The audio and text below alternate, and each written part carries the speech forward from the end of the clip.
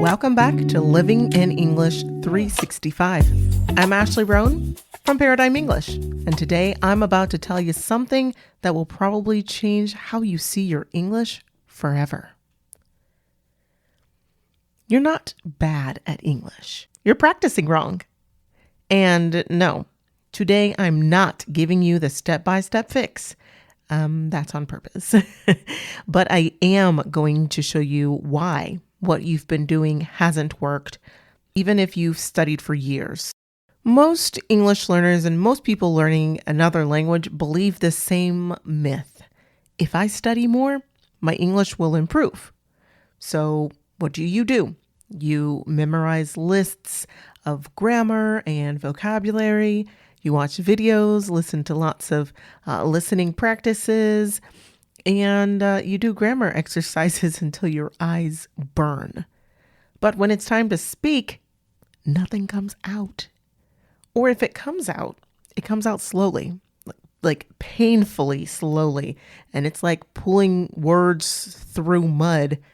And that feels kind of crummy, right? It kind of sucks because your brain says, well, I know what I'm trying to say in my native language or another language, maybe if you're fluent in it.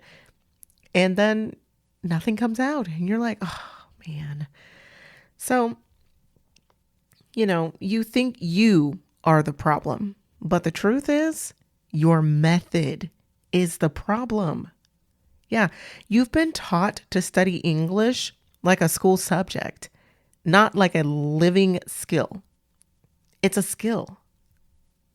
And that mind shift is what's going to help you become fluent and reach your goals in English. Fluency comes from one thing, using English the way your brain actually learns a language. But the traditional study method doesn't really match how your brain works. So you're memorizing things you never use. You're repeating things you don't even apply.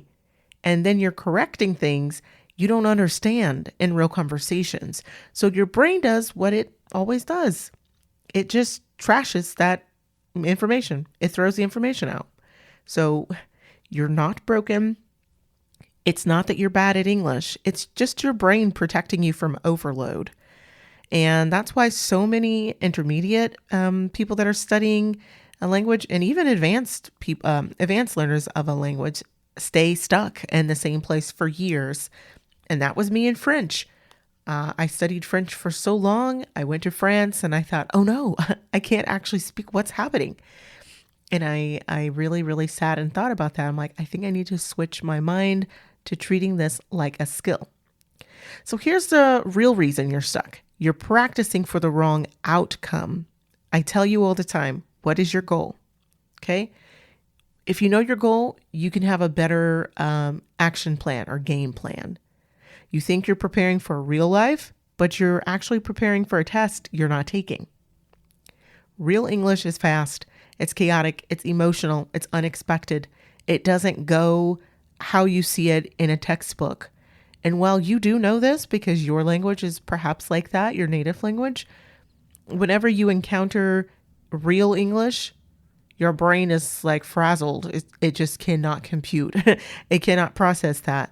So, your practice is a little slow. It's predictable. It's very controlled, probably overly controlled. And so that creates what I call the fluency gap. You know English, but you can't use the English you know. And if you don't fix the method, you can study forever and never cross the gap. Let me be clear. Successful learners don't study more. They don't memorize more. They don't watch more videos. Sure, if that's just your jam, you enjoy doing that, cool, do you. But what they really do, what a successful learner really does, is they practice differently. They change the way they use English daily. They practice like the brain actually learns, and they build fluency in a small, repeatable way, or I should say repeatable ways that multiply over time. So I'm not going to teach you that method here because it requires structure, repetition, and a system, but I will tell you. Once you shift the way you practice, it feels like someone finally turned the lights on. Speaking gets easier.